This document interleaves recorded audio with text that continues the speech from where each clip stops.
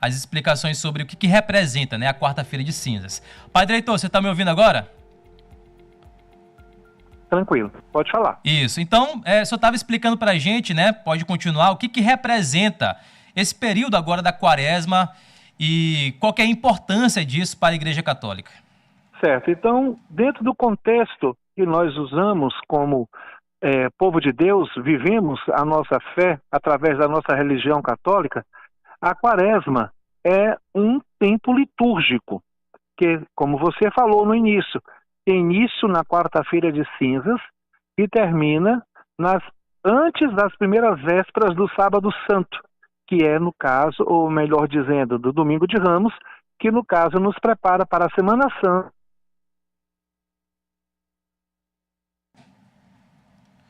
Isso, então, esse período representa justamente agora o final do Carnaval, né? Início dessa quarta-feira de cinzas e vai até ali na região da Páscoa, no período da Páscoa, padre. Vai ser até um pouquinho antes, no domingo de Ramos propriamente dito, porque no domingo de Ramos já começa a Semana Santa, certo? E a grande semana, como a história da igreja chama, essa grande semana tem como centro o tríduo pascal, que começa no sábado santo, que é justamente...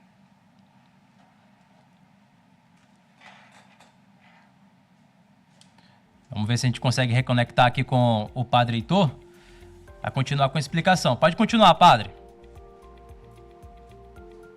A feira, que a gente chama Quinta-feira da Paixão, a Sexta da Paixão, o Sábado Santo com o Domingo, já nos preparando para a Páscoa do Senhor. Porém,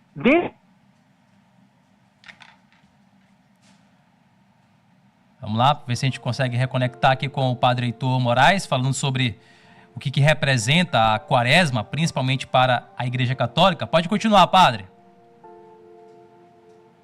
Quaresma, que a gente chama, quaresma, de 40 dias, certo?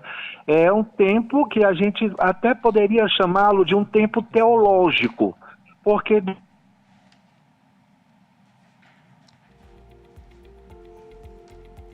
Vamos fazer o seguinte, a gente vai já reconectar aqui com o padre Heitor. O senhor está me escutando agora, padre? Estou escutando. Opa, vamos lá, porque a conexão está caindo um pouquinho, acho que é a telefonia, né? A rede aqui na cobertura, aqui na Grande Ilha, mas o senhor explicava sobre o que representa a quaresma. Certo, então vejamos. O número 40, daí a palavra quaresma, vem do...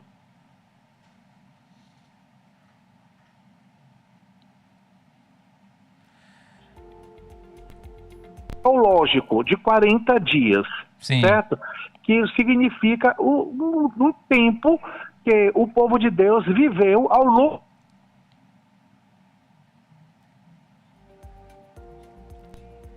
da noite, chover.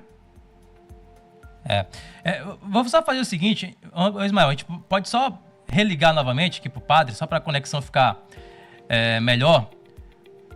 Só para a conexão ficar melhor, para seguirmos aqui com essa explicação, né? Para a gente ter uma qualidade e apresentar aos ouvintes justamente o significado dessa época do ano.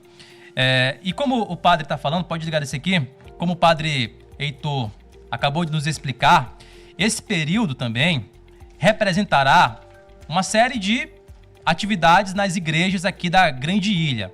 Por exemplo, hoje tem programação nas igrejas de Santo Antônio, Igreja do Carmo, Igreja Matriz no São Francisco e também Igreja Matriz no Vinhais. As paróquias da capital realizam missas ao longo do dia, reunindo fiéis para o rito da imposição das cinzas, que marca justamente o período da preparação para a Páscoa. Agora sim, com uma conexão melhor, o padre Heitor pode continuar, padre, sobre o que representa a quaresma. Mais uma vez, boa tarde, povo de Deus. Então vamos lá.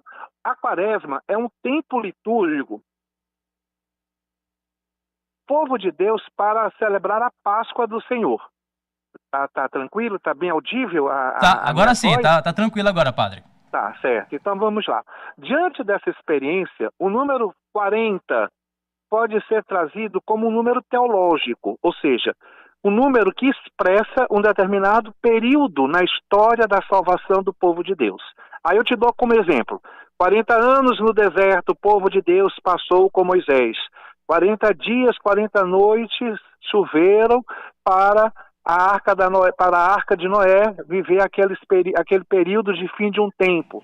40 dias Jesus jejuou no deserto. Então esse número 40, ele nos investe num tempo de reflexão que nos convida a vivenciar uma experiência que nos leva para a Páscoa do Senhor, tá certo?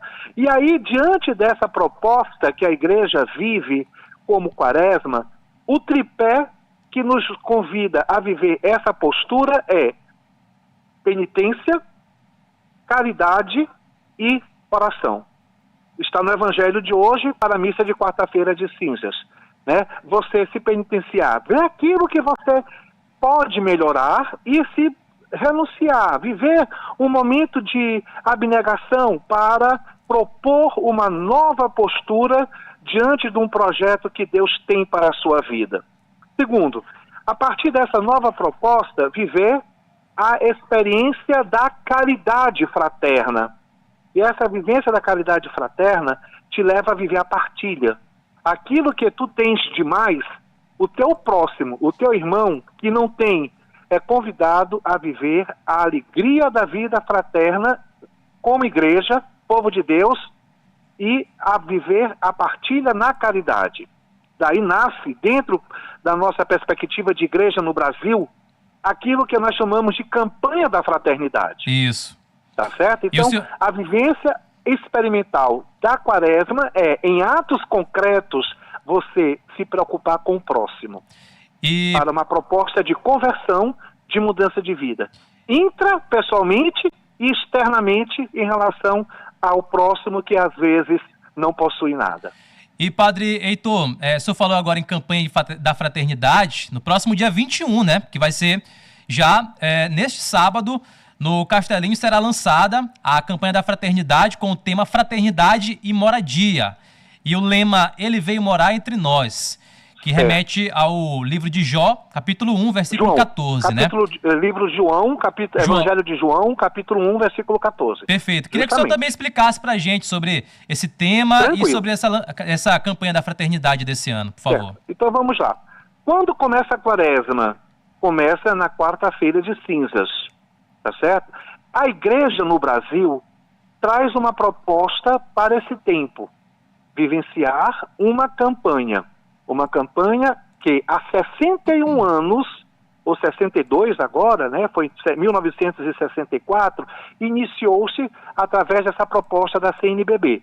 Os senhores bispos do Brasil fizeram essa proposta e a igreja encarnou-a com muito afinco e com muita dedicação.